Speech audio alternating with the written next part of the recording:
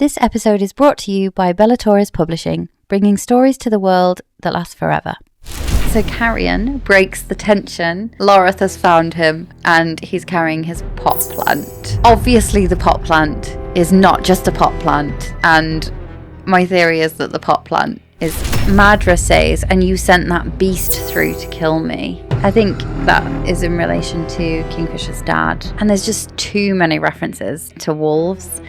I think his dad is a wolf shifter because some people say they found the cure, some people say they caused it in the first place. The fact that the witch found the cure and it's related to Carrion's dad's bloodline and his bloodline, I just feel like Carrion's mum was the witch.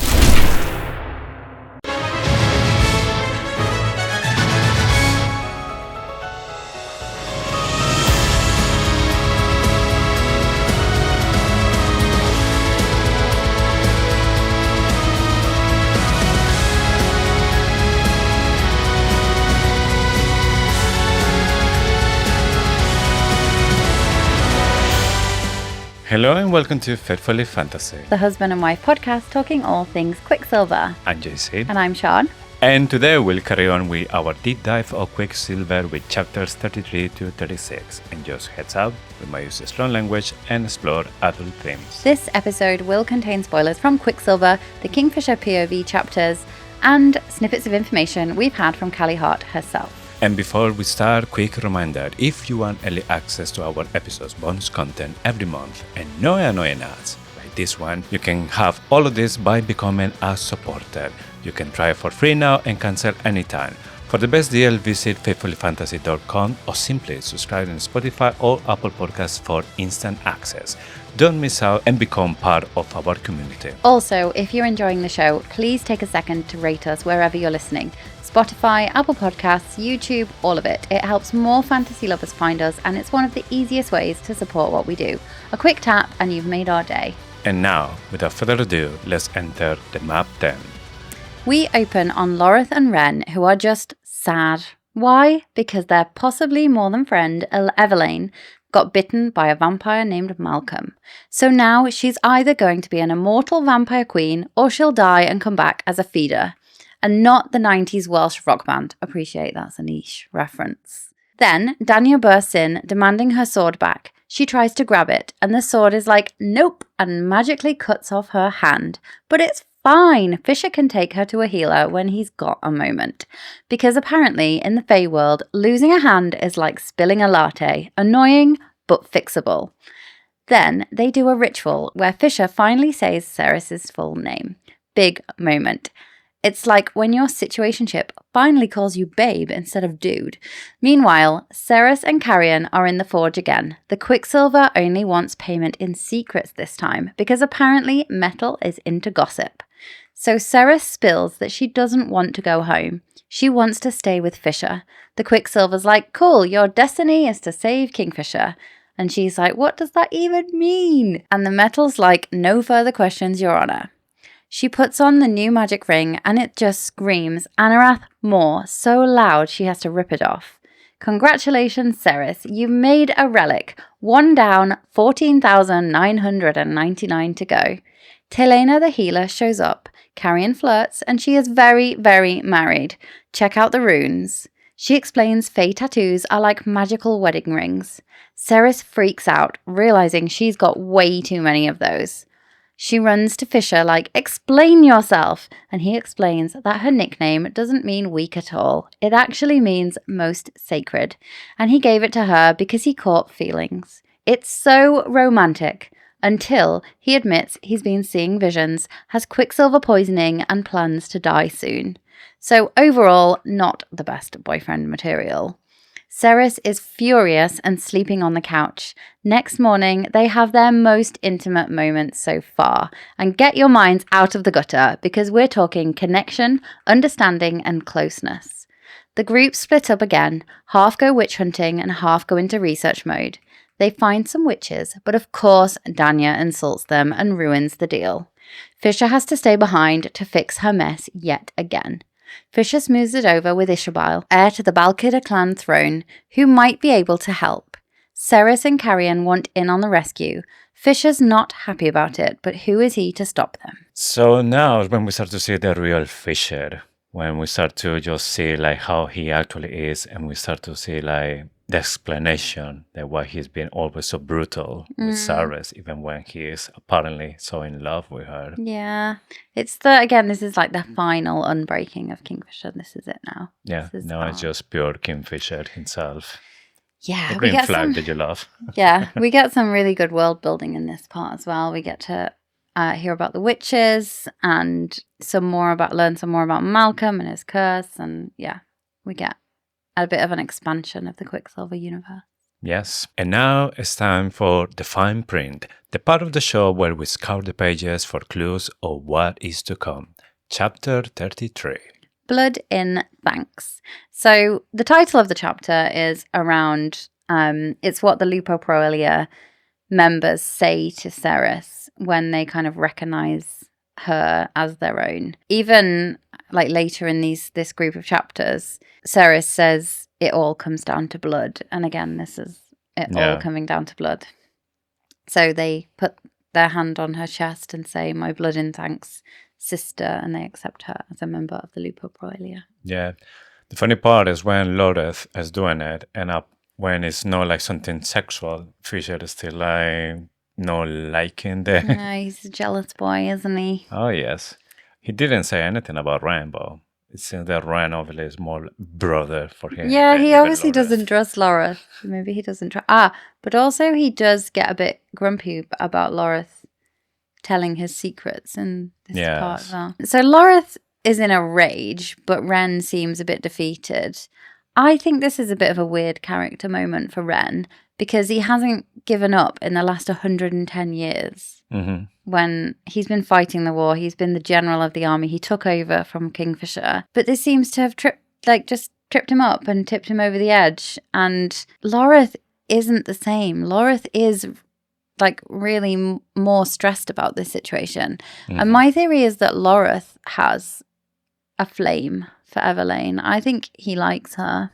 Yeah, it seems, because he is more passionate about it. No, this is not over yet. We need to do something. There must be something that we can do. But for Ren, it was like the straw that breaks the camel's back. Yeah. The saying. It's been like holding so many things, and this is just something that he can't think right now. It's just like, okay. And Loreth is kind of like saying, "You must know something. Your father studied the blood curse for years." So this is Loreth talking about Fisher's dad. And obviously this is why. So we learn that Fisher's dad has been studying the blood curse.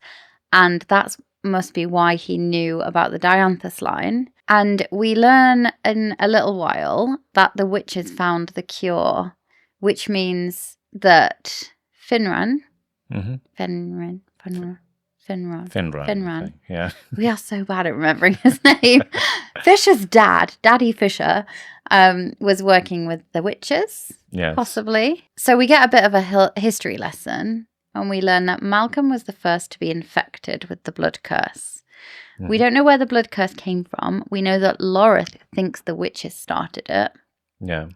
But the witches said they didn't. I mean, they obviously would say that. When the cure was found, Malcolm refused to take the cure. There were a handful of vampires that refused to take the cure. Mm-hmm. Malcolm killed off those other ones and kind of ingested the powers. Yeah, he wanted to be the only original one. Yeah, the OG. Yeah. If they bite someone so many times, then they become enthralled. That means they would do anything for the master. If they drink from the biter in return, they will become one of the lords. So Taladeus, we can assume that Malcolm has bitten Taladeus. Mm-hmm. Taladeus drank from Malcolm and then obviously was enthralled by him at some point, then became a lord. So he was drinking Malcolm's blood. If they don't do that, then they become a feeder. So you've really got no choice. You're either a feeder or a vampire, a lord. Mm-hmm. Which one would you choose? Well, at least it seems that as a vampire, you at least keep like part of your personality. And with Aladea, we start to see the icona moment that you have your own ideas, only there's stuff that you are not able to do, like rebel against Malcolm, but your thoughts are still yours. Yeah, exactly. And you have quite a lot of power in that situation. It's not great, is it? You're like weird, but this is why biting in the bedroom is so taboo for Faye, because of the enthralling, I think. I think this is why it's an embarrassing thing to talk about. We also find out that Malcolm is super powerful and he only needs to bite one time. Yeah. And then the person becomes enthralled. So Lena's basically fucked. She can choose whether to be, or she can't really choose. She's going to be enthralled and become a Theda unless she drinks from Malcolm. Yeah, that's the reason that for Ren, it was really clear that there's nothing that they can do against that because it's Malcolm. For me, the interesting part about this is when they said that Malcolm was the first one. So I wonder why was Malcolm so special to be the first one and how this curse started in the first place. And he was the first one and he liked it and he stayed just like that. So it was actually a curse for him, or maybe it was something that he was looking for. Yeah, maybe he created it. Yeah, he was maybe looking for something to be immortal. And then he got this. And when everyone thought it just a curse, it was a curse for him. It was just, this is just perfect.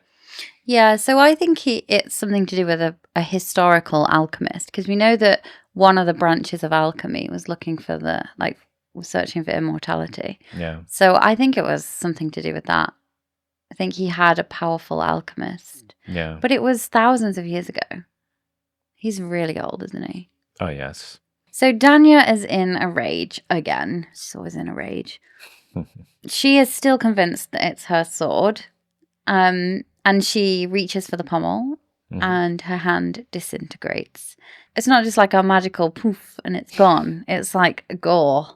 Gross. Yeah. I think Fisher says she deserves to live with the consequences of her shitty behaviour. Yeah. And she swears to Fisher that she will chill out and not be such an arsehole if he takes her back to Carlish. But she does get a new hand and she's still a shit.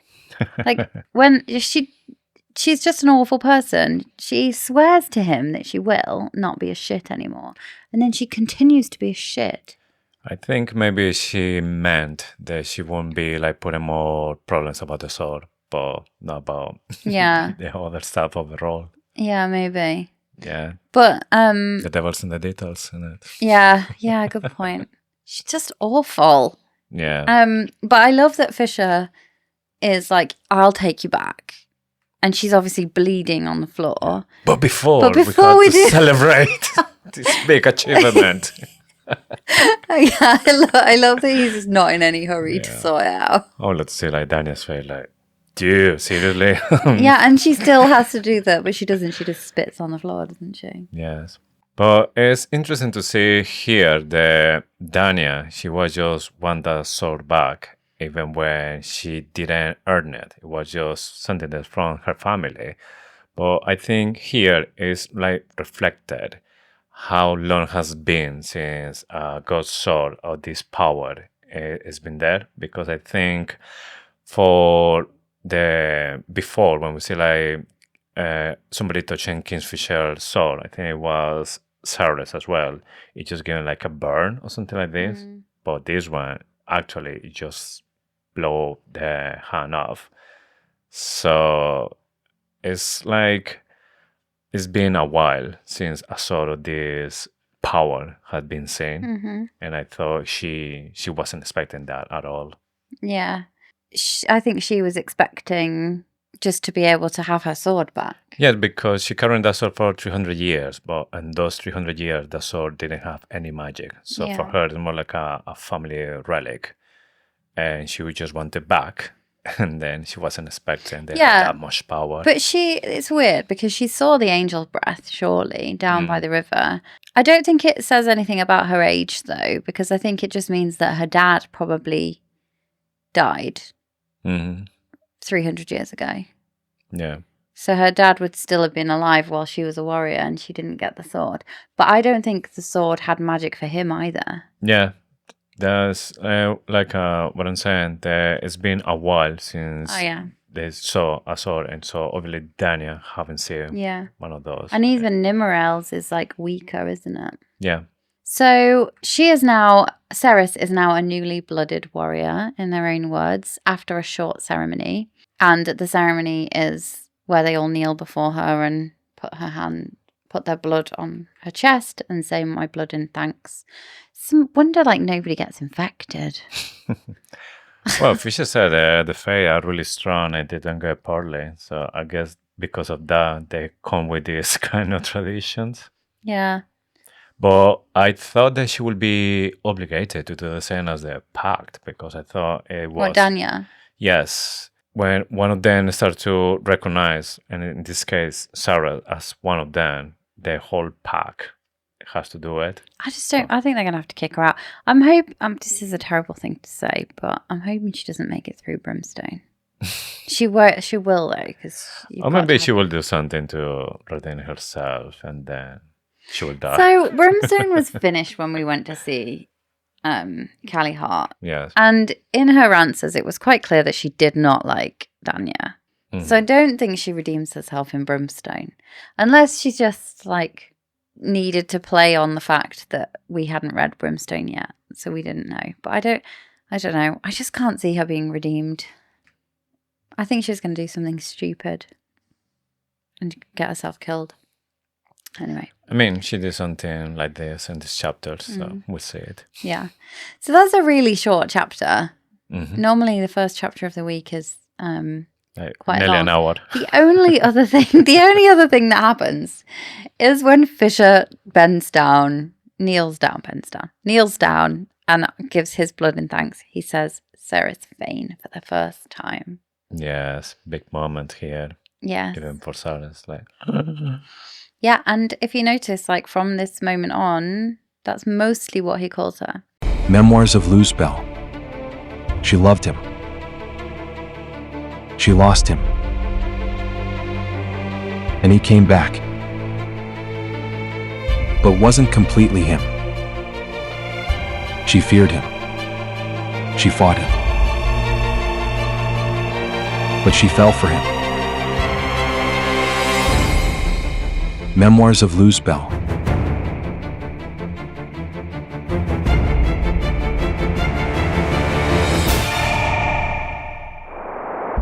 Now available on Amazon.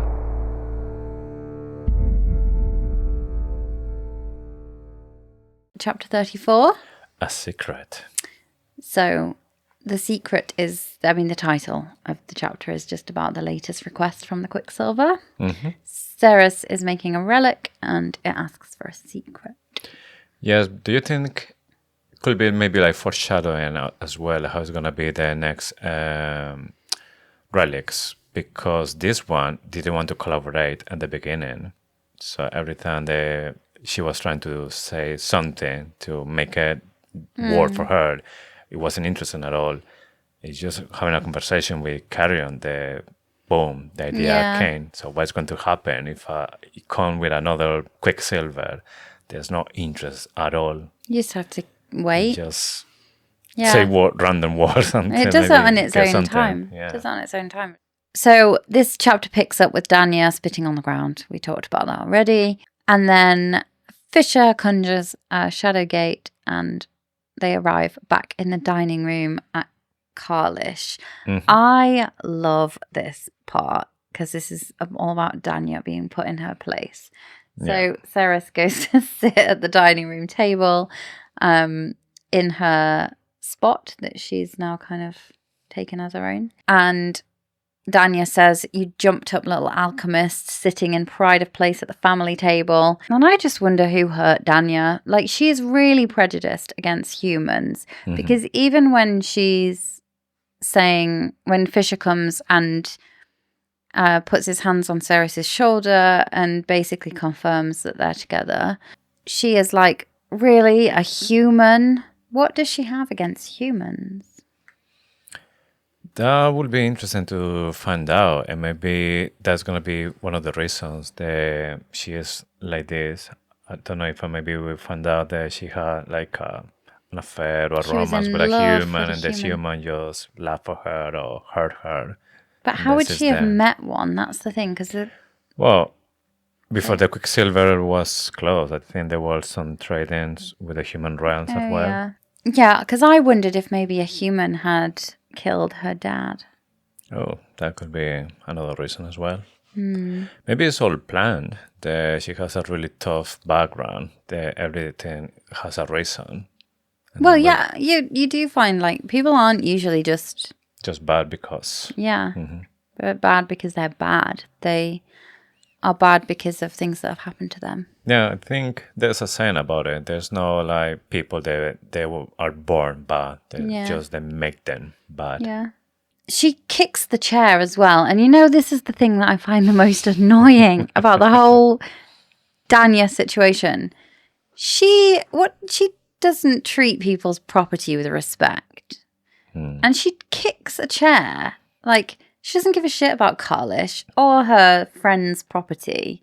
Not even her friend, like her brother, basically. That's what they are, aren't they, in the Lupo Aurelia? I found it funny because she was basically telling off to Sarah's that she had no respect for the traditions or the rules of the house, and then just kicking chairs. Kicks the chair. She's like a baby. Yeah.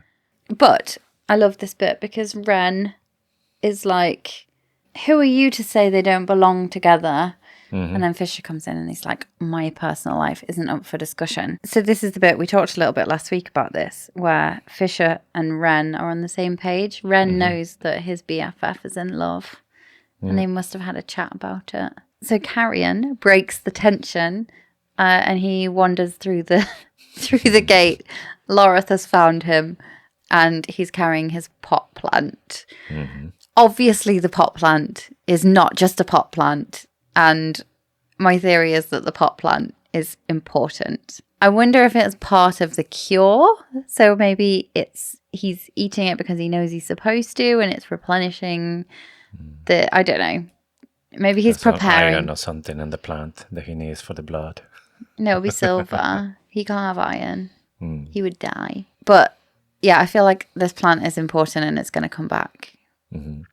I was thinking exactly the same. I wasn't like buying that he just like it because first it survived in the forest, snow. yes. And second because it says that his room needs like some color and it's something that cheer him up. So I thought that doesn't sound like Carrion. No, and his grandma has taught him, and his grandma's grandma and his grandma's grandma have taught him all about the Fae and his bloodline. And I just wonder if this plant is related in some way. I also kind of wondered if it was Widow's Bane, the plant that they chew when they get to Gillethrai. Yeah. And they put it under their tongue and it numbs the pain. But I feel like if it was something as obvious as that, one of the others would have said something. So I think it's more important. And everyone's laughing at him with his pot plant and they find it really funny. But that plant is coming back. Mark my words. Nobody wants to help Danya. Yeah, she's dying there. Yeah, and Fisher's like, take her to Lena. And Loreth is like, do I have to? He doesn't like her either. But then also, I'm not surprised because she did punch him in the face. Make her bleed. Yeah. And also tried to grab his god sword. They're not friends, are they? Loreth and Danya they're anymore? just colleagues from work, basically. Yeah, and but they don't like each other. I think they should sack her. Especially after this next problem she causes with the witches. Yeah. So Ceres is like, what do I do now? And Fisher tells her to go to the forge and make a start on the relic. So Ceres and Carrion go to the forge and Carrion can tell that something bothered Ceres. So he wants to know what's going on with her and Fisher. She doesn't want to tell him because she knows that he's just going to laugh for her and all this kind of stuff, like typical Carrion. But he said that no, that he won't laugh for her, that whatever she can tell him, he will take it seriously. She doesn't believe him, However, she tells everything that's going on, but Carrion, he doesn't laugh. So that's exactly what he said, that he will take it seriously. And this is something that Sarah is surprised about it. Like, oh, he actually is keeping like his word. She says Carrion's promises weren't worth the paper they were written on. He was notorious for swearing things left, right, and centre and then not honouring his word. I don't think that's true because, like you said, he didn't laugh. He said he wasn't going to laugh and he didn't laugh. Mm-hmm. I think he's taken the Fey oath somehow. Mm-hmm. And I think he isn't able to dishonour his word. Yes. But again, he must be sneaky. He must have learned the devil's in the detail. He must have got that email. The training. He went on the Fey training course. Yes. Basically, he's doing is just telling selected truth, no lying. Yeah. So the Quicksilver wants a secret. And her secret is, I don't want to go back to Zilfarin anymore. Not forever anyway. She wants to go home to get Zayden. No. That's different route. That's because we did a Empyrean bonus episode yesterday, and I'm still in the zone. I'm still in the fourth wing. Yeah. Wrong Shadow Daddy. Can't we just talk about both of them? So she says she wants to go home and get Hayden and Elroy and bring them back to Avelia. Mm-hmm. She doesn't want to leave forever, though.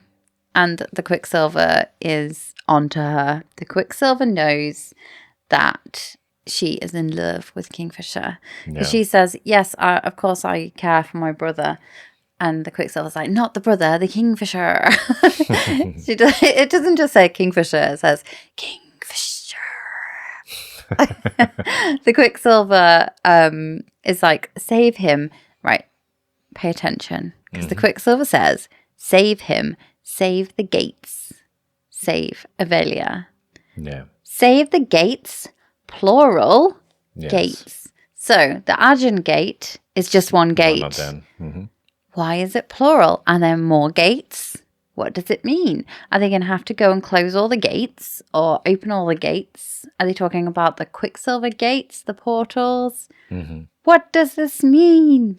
That's something that we had to wait, I'm afraid. But I was thinking the Agent Gate as well, like physical gate that maybe is protecting other cities or something. Well, the gate is protecting this ore.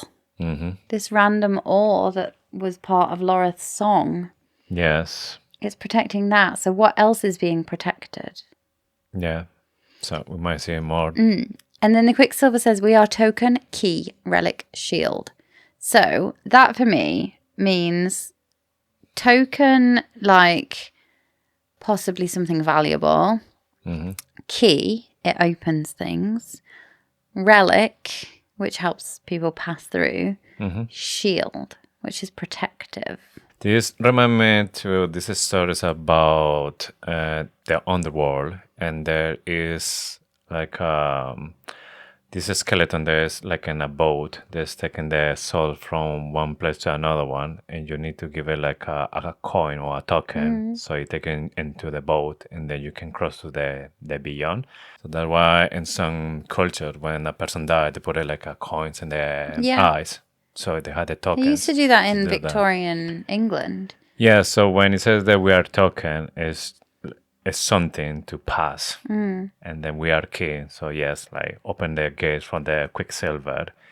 They are relic because it's something that's part of the family or the Fae that's given the ring. And they're the shield to protect the Fae. Yeah, that's super interesting. It reminds me of From Hell, the Johnny Depp movie. Seen that? From Hell? From Hell, yeah. It's about Jack the Ripper. And it's all about these shillings they put on their eyes. Oh, no, I haven't. A movie that I've seen and you haven't. What is going weird. on? I know. Anna managed to stay awake for it. Johnny Depp's got a terrible British accent. British accent in it though. It's so bad. Like when he does what's his name? Captain Jack Sparrow. Mm-hmm. He's got better at it. But From Hell was his first one, and it was pretty bad. It's kind of like Renfre's Scottish, Renfre's Scottish accent. Yes, so you can tell that it's trying to get that accent, but it's not a natural accent. Yeah. Yes, But the Quicksilver as well as to Ceres for blood, so they can seal the process. Seal the deal. Yes. And Ceres, again, like, of course, has to be blood. And when she's doing it, so she gets a dagger, she starts to get the blood from her index finger.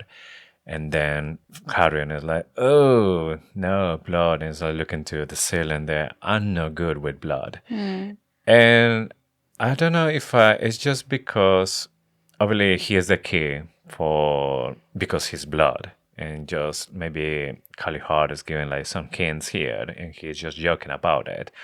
Or if it's precisely because his blood is special. Maybe when he was little, he was constantly maybe given blood to maybe find a cure or something. And then because of that, it give it like remind him the situation, because it's been a couple of times when he's been in fights and he's been obviously making the other person bleed. But it was when Sarah was making herself bleed. Yeah. It was like, oh, no. It just made me wonder whether his blood was the secret to Madra's immortality. And I just don't think so.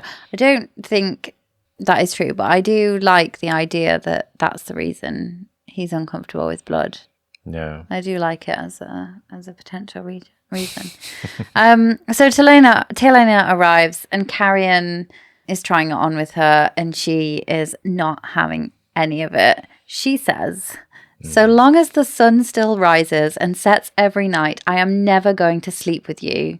So this made me wonder if Carrion will take her to Zilvarin where the sun's never set. She does say that some marriages fail and hers could be one of them. Yes. But I thought it was very suspicious that she said, as long as the sun still rises and sets every night. For me, what it was surprising, there wasn't Carrion, the first one to say that, like, oh, that have an easy solution. Come with me to Silveria. Yeah. I'll show you my place. You would think that he would say that immediately. But that's why I think it's going to happen. Yeah. Because, Foreshadowing. yeah, she does. I think Callie Hart wouldn't want to make it too obvious. But I do wonder if Telena will fall for Carrion. Maybe her husband will die. Yes. That's really sad. And she wants children, but I don't know if Carrion as a Fae as well that he is, who will be able to give him children as well. Why not? Because it's really difficult. It's really rare, yeah, but it's not impossible. Well, it's rare to have one.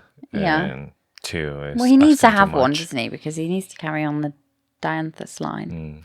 So this is where we learn about Telena's runes. They are chosen tattoos, they don't just appear like Ceres and Kingfishers. So she also talks about the gods' bindings and the tragic tales that come with them. Yes. So they're stories and one of them always dies. Yes. Or like a Romeo and Juliet story with those tattoos. Yeah, it could be some kind of tragedy.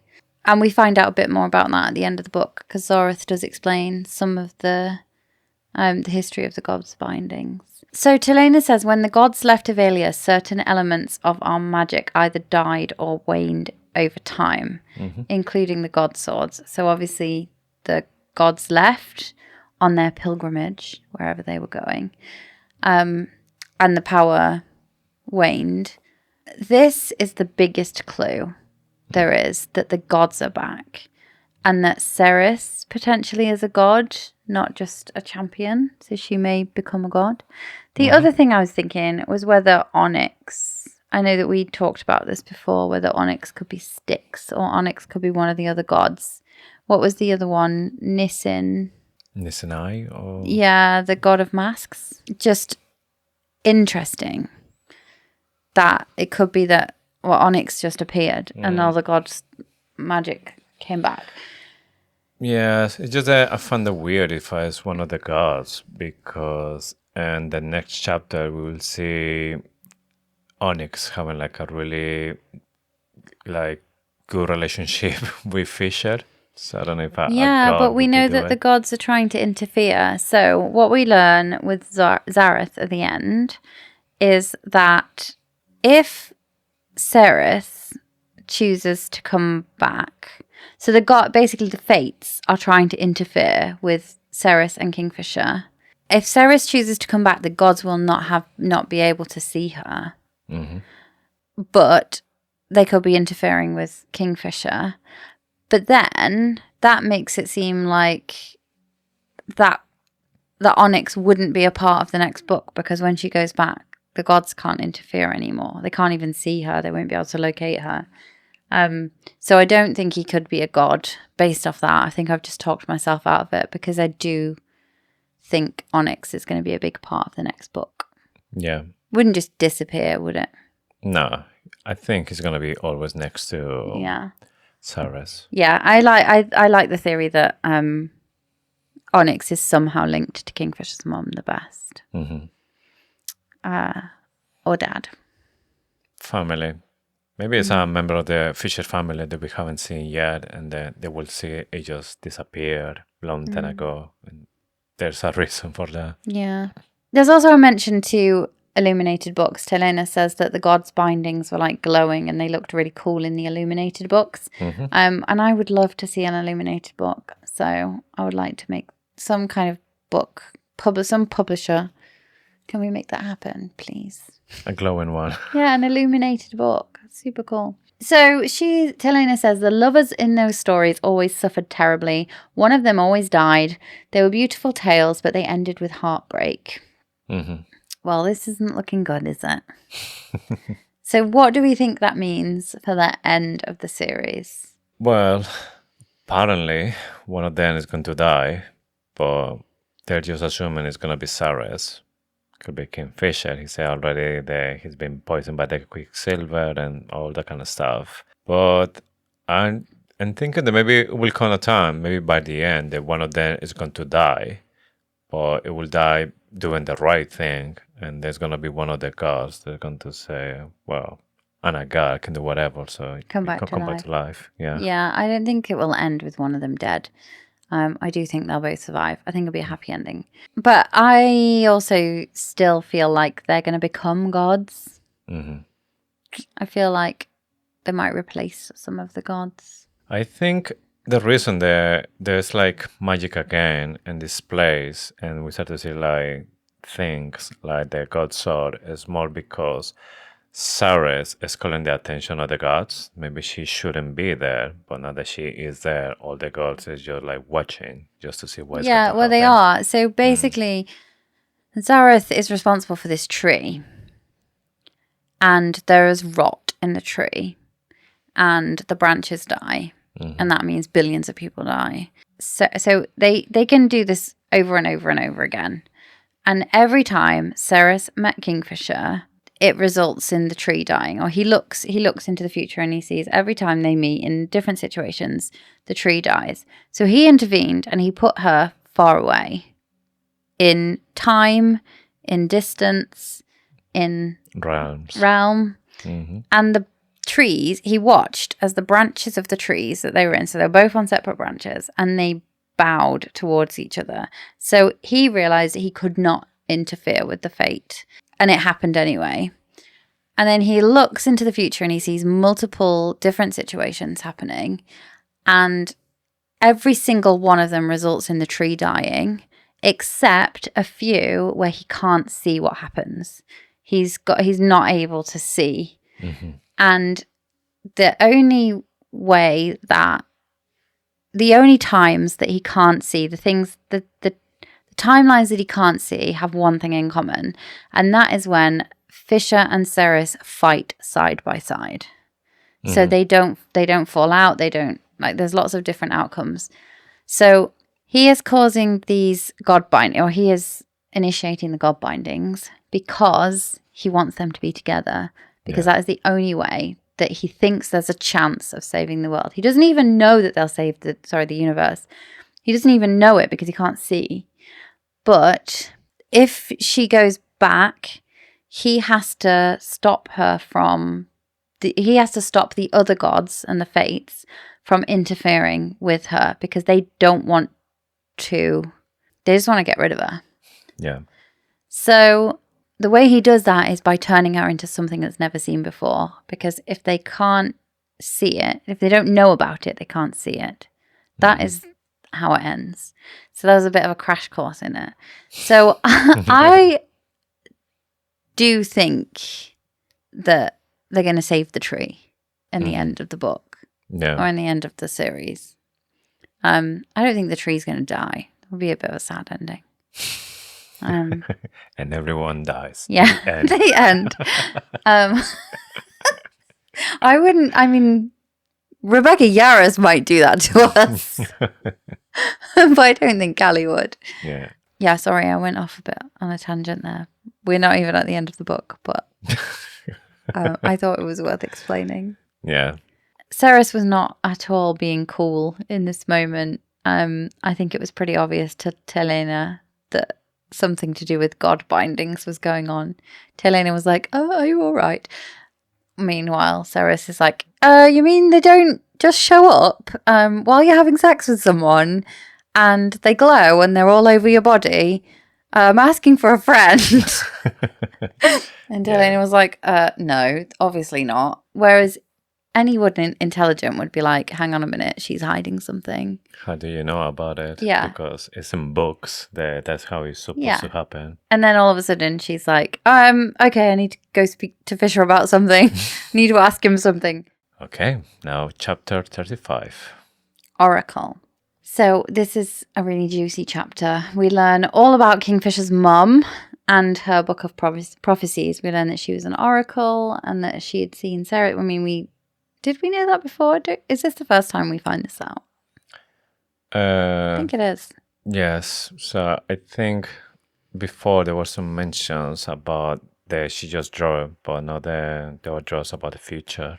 We start this chapter suspiciously or conveniently with Onyx. The chapter is titled The Oracle. Which we're going to talk about Kingfisher's mom. Yes. And we start with the fox. Yeah. So Fisher smiles when the fox licks his chin. Actually smiled. Like, me and Fisher are not the same here because I do not like dogs licking my face. Well, I don't think Fisher's mum would necessarily lick his chin if it was her. But I do think it's funny that we start the chapter titled The Oracle. There's definitely some connection between Fisher's mum and Onyx. Yes. I was thinking it would be weird if I was the mom, to be honest, because the fox go into the lab and then start to lick in the face.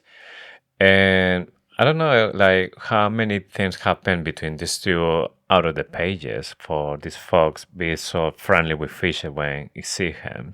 And Fisher wanted to kill the fox to begin with. He wanted to make like a hut or something like this at the beginning. And now Fisher is just happy to see the fox. The fox is licking his face and all good. But in what moment things went like this way? Well, we know he was going to be locked in his mum and dad's part of Carlish in the Kingfisher POV chapter. But that was like a while ago. And he goes back to rescue the fox. He doesn't leave the fox there. So he does start to like look after the fox. Anyway. Yeah. Just I don't think it's his mum. I agree with you, but I do think there's a connection between Fisher's mum and Onyx. Mostly comes back to how he was at Ballard. I don't know, maybe an auntie or something like this. Maybe. Like Edina's sister.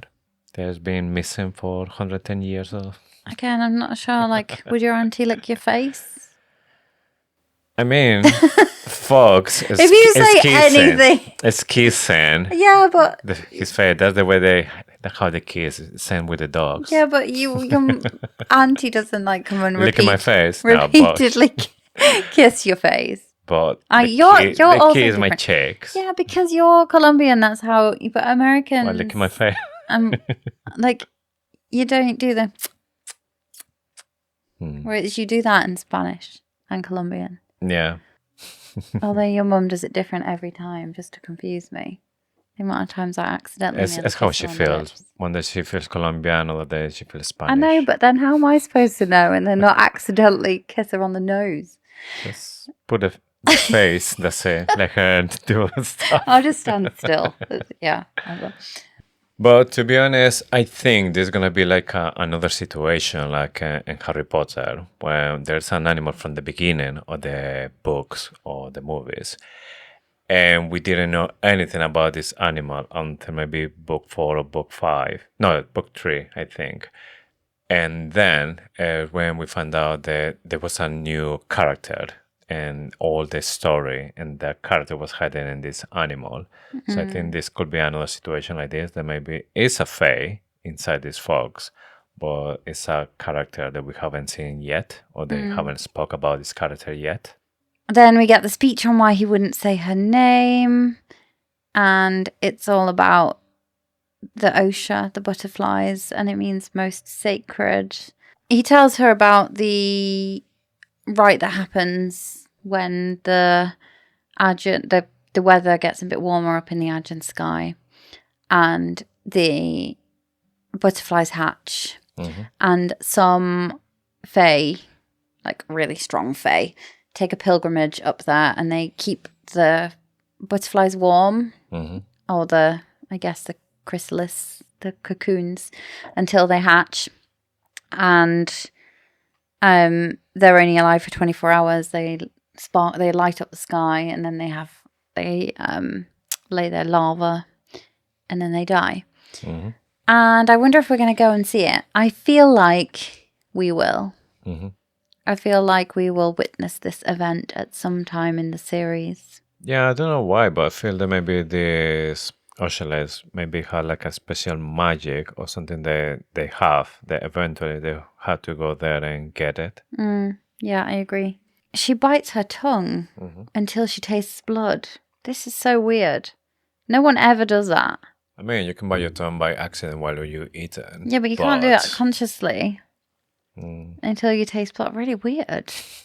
What an odd thing to write. Not sure about that bit. I don't know. She was growing fangs or something. It is all foreshadowing, isn't it? Like, I don't know. Really odd. And then, sorry. No, I was just thinking, like, imagine the face of Cyrus when she's like listening to Kingfisher and she's biting her tongue, because when you're biting your tongue, you have like a funny face. Like, how you do that? And then you're like, oh, I'm bleeding. Oh, it's really weird. Yeah. So, something really interesting. Fisher says all names hold power in this place. Every name means something. We have true names that we don't share with anyone. Not our friends, not our families. Our mothers are often the only people who actually know it. And even a mother might use her child's name to her own advantage in the pursuit of power. What does that mean? Is that what Kingfisher's mum did? Is that why she was an oracle? I would imagine she was an oracle before that, before she had a child. Yeah. It's strange, because for me, with all this power about the name, straight away remind me this story from the Brothers Grimm, exactly the one from Rumpelstiltskin. There was like a little, I don't know if I was like a goblin. Yeah, somebody with power. They did like a favor to somebody, and then they need to pay the favor, like even the first child. And the only way to stop him is if they can know his name. And she had like 3 days to guess his name, and they built like a massive list to know the name of this goblin. And then just when they followed the goblin to where they live, he was like drunk, he was singing, and he said his name, and they take note. They send him to this princess, and then when they said the name of the Rumpelstiltskin, he was just like, they just disappear. Like they defeat the goblin just saying his name. Yeah. So I wonder if it's gonna be something like this. That if you know the name of this fae, this fae might lose all the power or something. There's just more than. I feel like it's the other way around. It's like it's the way he says it. It sounds like a mother can choose a powerful name for their child, and then they will get more power themselves. So I don't know. But it's because they keep their names so like secret. Yeah. Not many people should know that. But I think his name begins with F. King F. No, I just think his real name begins with F. Mm-hmm. Because he signs the note. He writes her a note when he decides to go through the Shadow Gate on his own. Mm-hmm. And he signs it just with an F. So I think he's wanting to share his real name with her. He doesn't write Kingfisher. He doesn't write Fisher. Normally he says Fisher. Mm-hmm. But he just says F. So I'm going to be on the lookout for any clues in Brimstone. Because I don't think we'll find out. I don't know. Do you think we'll find out in Brimstone? Maybe we will. I His think real it's name a little is. bit early for that. I'm expecting maybe nearly by the end, because I think it's going to be one of those secrets that like well keep until the end. So anyway, he talks about it. He talks about the fact that his mother wrote about her pages and pages. Mm-hmm. She knew that she would die, so she wrote him a book. Will Ceres get to read the book? Carrion has. Yes.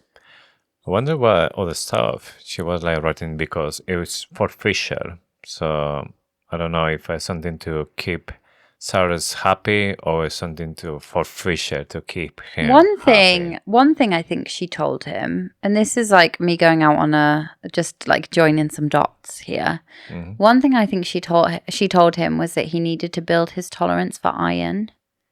Because you know how he closed the gate? Mm-hmm. Well, he built up his tolerance for iron, didn't he? That's how he did. Yeah. I think she told him he needed to.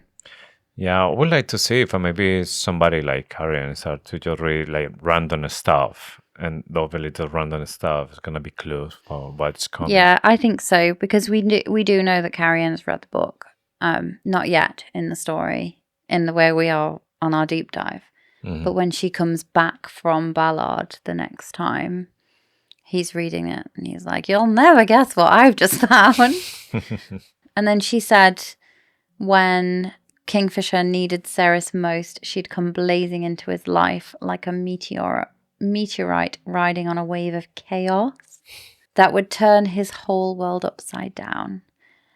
That she would shine so brilliantly, light, that you'd light up hell itself and guide me out of the darkness, is what he says.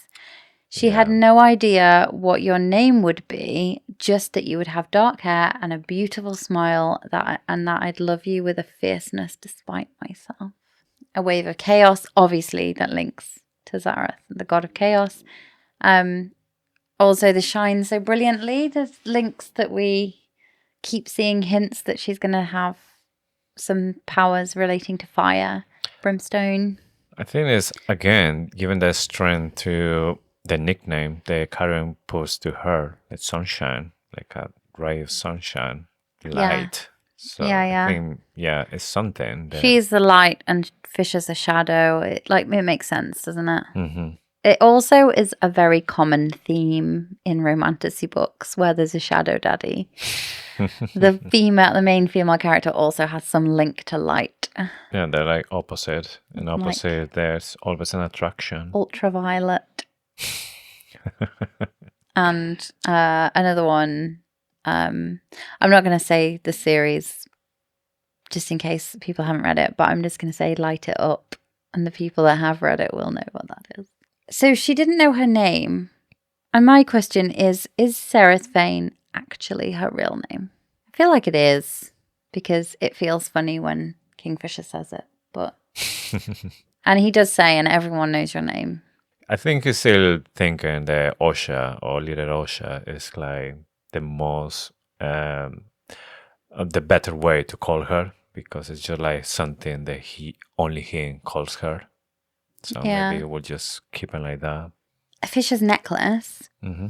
we find out that isn't just a relic, and that his mum took that to the witches to get it warded with spells. And he said amongst other items, not just amongst one other item. Mm-hmm. The only other one we know is the silver plate, the gorget that has the wolf on it, and it is silver. that definitely has magic because Malcolm makes reference to it at the end. He's like, and he always wears that thing, and his mother was always a bane of my life, and she put spell work on it and stuff. So we know that the relic and the gorget are definitely magic. Yeah. But he says other items, a host of other items. So either we haven't seen them yet and we're going to, or we have seen them and we've just forgotten. For me, what I was thinking about this is the relic that he always had with him. Remember the first time where he was saying this to Cyrus, that he shouldn't take it off because he is not like something nice to be around when he's not carrying this. Yeah, he's like the dog. Yes. So I was wondering, is this all because the Quicksilver, or maybe it happens before the Quicksilver, and that's how it started this relationship? Because maybe there's another curse, or there's a family thing with wolves, and maybe his dad or himself is kind of like a werewolf. So I definitely think, and we're not at this bit in the story yet, this will be like next week or the week after. I think his dad is a wolf shifter because Madra says, and you sent that beast through to kill me. And I think that is in relation to Kingfisher's dad. And there's just too many references to wolves. The wolf on his chest plate, the lupo proelia, like lupo is Latin for wolf. There's just so many references. And he has a tattoo on the chest as well. Yeah. Wolf head, Yeah. I just feel like we've got vampires. We are likely to have wolves. I don't think they're going to be werewolves unless it's a situation where this is definitely in other books, and it's a bit of a legend around werewolves that there were wolf shifters and then they were cursed by a moon goddess or god or the god of night to only be able to shift once a month. And then they were like trapped in their human forms, and it's a really cool legend, old legend. Might be Scottish, but I've definitely read another book with it in very recently. It smacks of the curse, like the vampire curse, like they were cursed to remain vampires, and I wonder if the shifters were cursed to remain fae. But then I agree with you. I think there's going to be wolves in the story.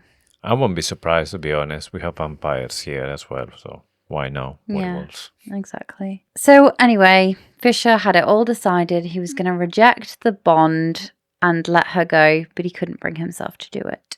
But notice that he's fully calling her Ceres now, the whole time. Yes. He's now a mature man.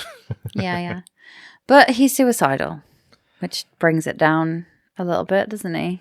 Can you actually blame him? Because he's been all his life struggling with this Quicksilver on his head, plus all the pressure about being Kingfisher, being who he is, and the current situation. So he might have been thinking as well that the best thing that he can do is just do something really good for everyone, even if that costs his life. But he doesn't even seem like he's talking about that. It seems like he's talking about just giving up. Like, he's not talking about self-sacrifice anymore. He's talking about, like, just giving up, which is really, really sad. It's good that he's admitted it, though, because, like, there's a problem with men.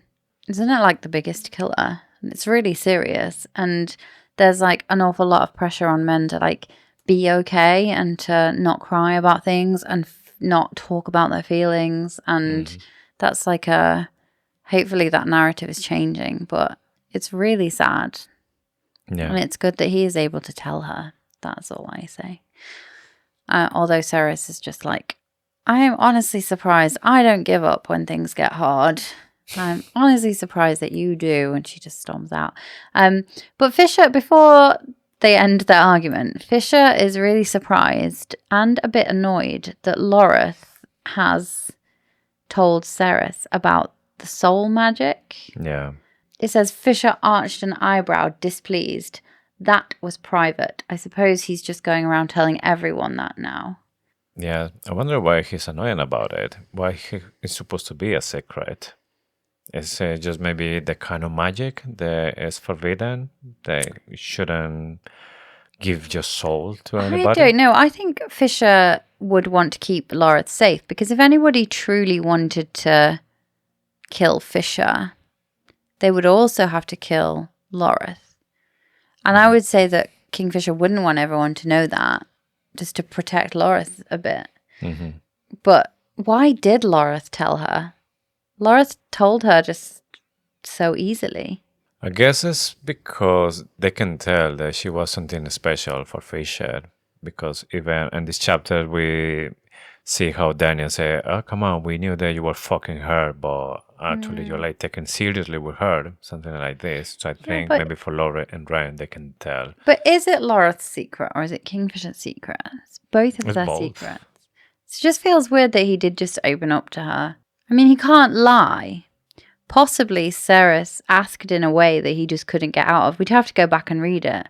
I don't know if he says to Laura, "You had to promise me that you won't tell to anyone," or he just suggests we should keep this between us, or we should try to keep her like a secret or something. And then she leaves. And I've already said this, but she's like, I'm going to the library. This is very Hermione. I'm going to the library and I'm going to research how to save Evelyn and you, because I don't just throw my hands up and admit defeat or accept defeat when things get hard. And I'm honestly shocked to learn you do. Yeah. Can you imagine Hermione saying that? Yeah, it sounds like that, exactly. Yeah. And then Ron would just be like, the library, rolling his eyes. Chapter 36. Ishabel. So, the name of the most powerful witch and heir to the Balquida clan. I love this part where Ceres wakes up in the living room because she decided to sleep on the sofa, and Kingfisher is there, and she just gets up and leaves, but then she realizes how sad he is, and she couldn't walk away from him when he looked like that. So he just walks. She walks back to him, and he puts his head on her stomach. And they stay there and they don't talk to each other until he's like, it's okay, I'm okay, and you can go. But he doesn't say anything. He still just like nods and lets her go. Yeah. And that, I said it in the opening, like kind of in a bit of a joke, but that is the most intimate scene. It's like he's just completely broken. Yeah. At that point. I just really like that bit. I think it made me cry the first time I read it. Yeah. Yeah, because it feels a little bit like, okay, we are not in a good situation, but that doesn't change the fact that I love you and that I need you and that just being with you, it just makes a difference for me. And she's no longer scared to touch him, she says. She just goes straight back. And it's just like, that's real love, isn't it? Yeah. Anyway, they're in the library. After that moment, it's a bit hard to like instantly switch to this, but we're just going to go for it. So we get some really good world building. We learn about the witches. We learn that the last of the witches abandoned Avelia 100 years ago. What else happened around 100 years ago? So I was thinking the same. This is the time when Fisher, basically, he disappears and gets stuck in the maze with Malcolm. And it's when this city just basically disappears. Yeah, it's weird, isn't it? And it's up there. Gillespie is very close to the Balquida clan lands, although nobody knows where they are, apart from the cartographer, the person that did the map knew. It could be related. It feels to me that they're like, no one's seen them in 100 years, and no one's seen the Balquida clan in twice as long. And you're like, well, actually, that's not that long, is it? Like 100 years, 200 years, that's not that long for these Fae. They've been alive for nearly 2,000 years. Yeah. It's surprising that nobody's seen them for 100 years and everyone's forgotten where they are.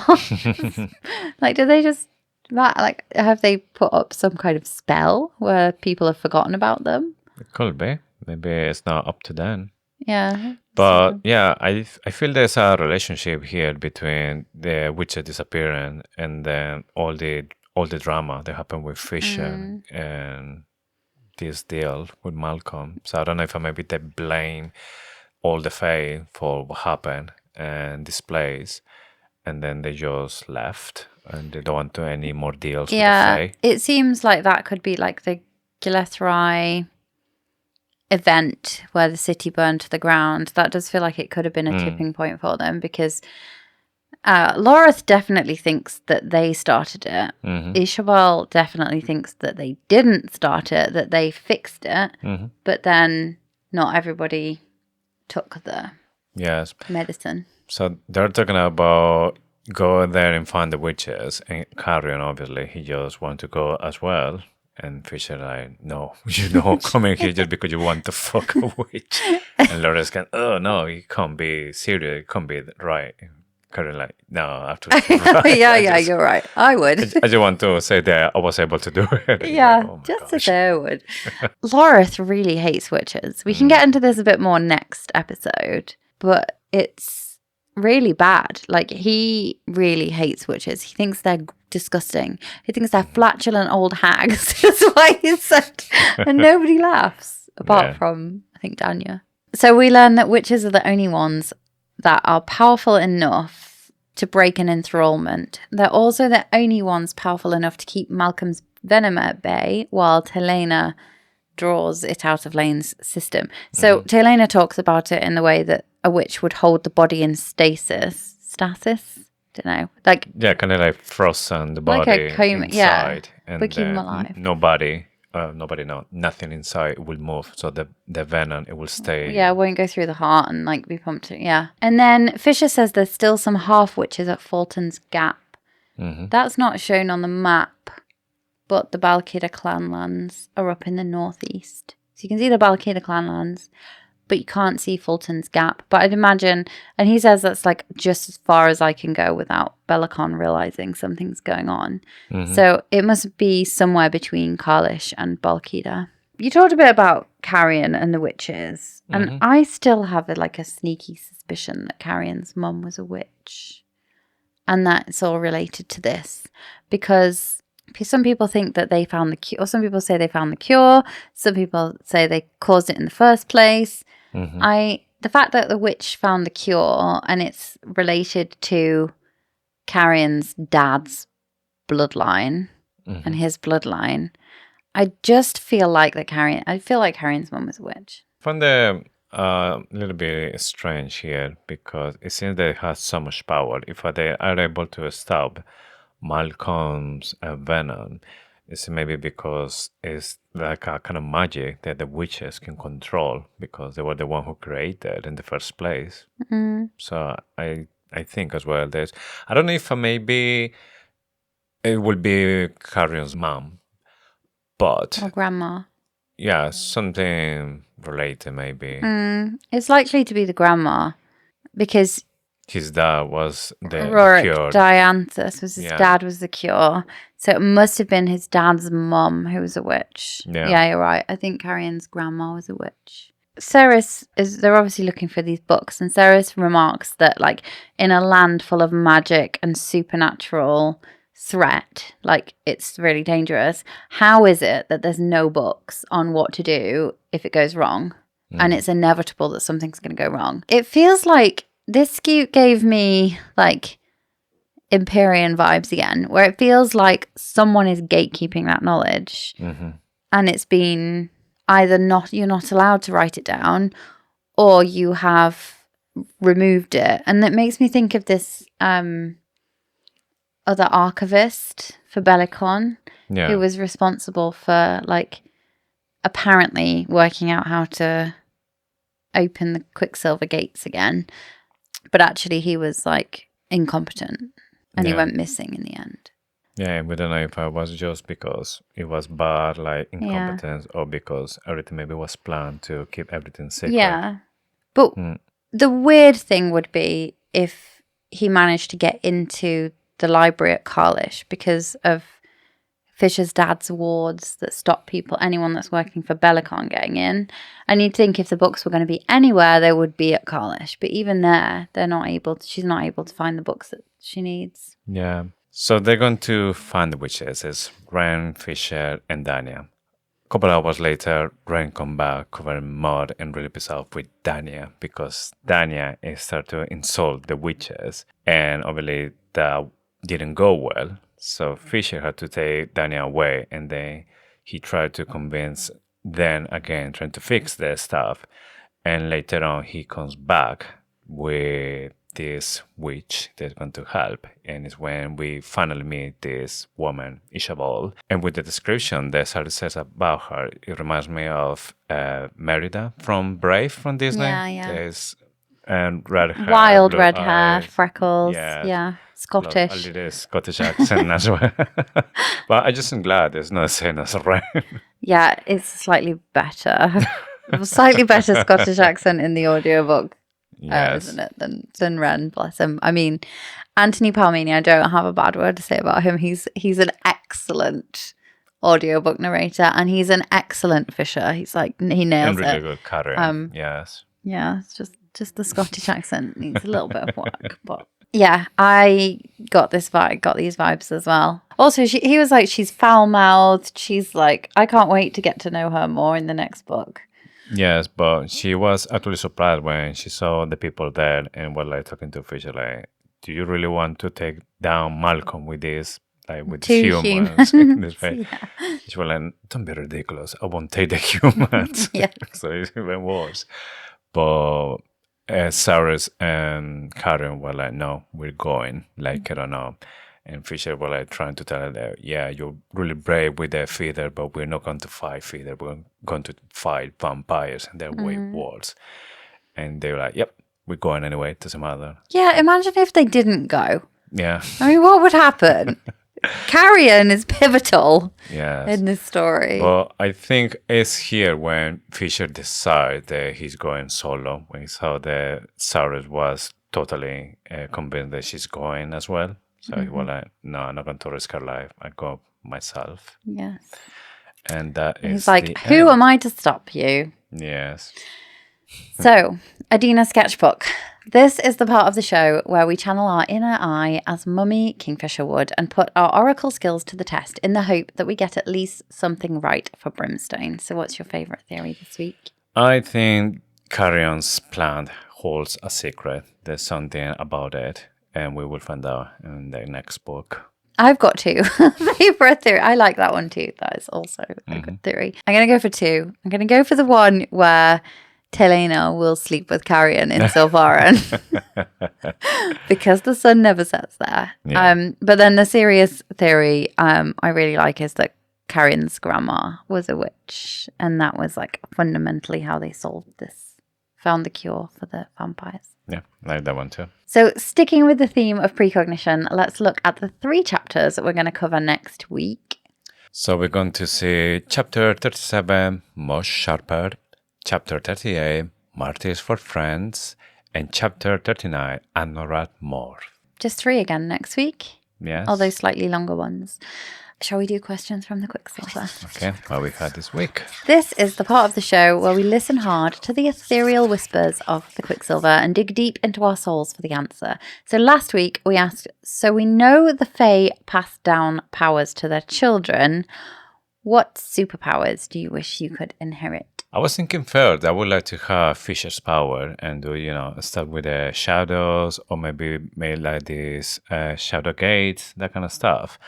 But I think, to be honest, I would love more have the oracle power and maybe be able to see like parts of my life in the future so I can take better decisions or maybe be more, I don't know, like calm about the decision that I taken in the present. Maybe I see that, in the future I'm achieving this kind of stuff. So I think That's so interesting because it could be a curse just as much as it could be a blessing. that's why I say just part because I don't think it will be good if you are like able to see absolutely everything in your life with absolutely clarity. That won't be fun.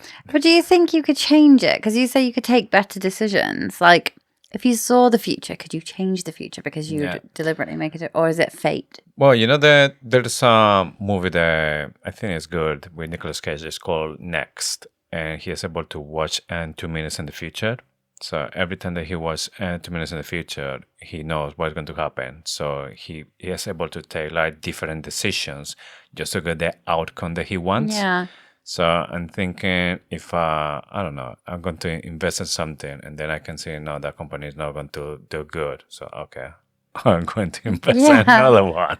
And just like specific things, not absolutely my whole life. Yeah, because it's good to have, I don't know, surprises or just carry on with the life brings you. Yeah.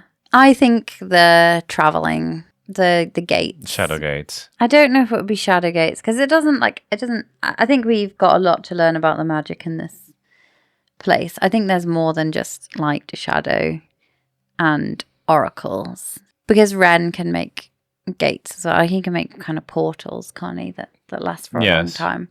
But yeah, I'd like to be able to just like go places really quickly. Like going for work. That would be really useful. Oh, sissy family.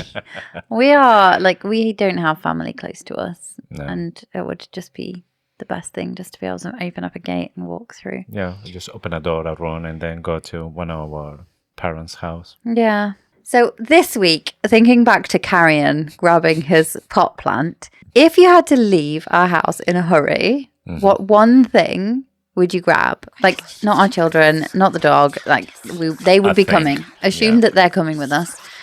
Which object would you grab in a hurry? And that's all we've got time for this week. So don't forget to follow us on Instagram and TikTok at Faithfully Fantasy Pod. Come and join the conversation. Our latest bonus episode we did do on TikTok Live as well. So we're going to start doing a little bit more of the lives again. If you've got any thoughts or theories or questions and comments, please send them our way. We love to hear them. And with this, we have just one more thing to say. Thank you for listening to Faithfully Fantasy, the husband and wife podcast talking all things Quicksilver. We'll see you next week with chapters 37 to 39 and of course for more Faithfully Fantasy. Bye.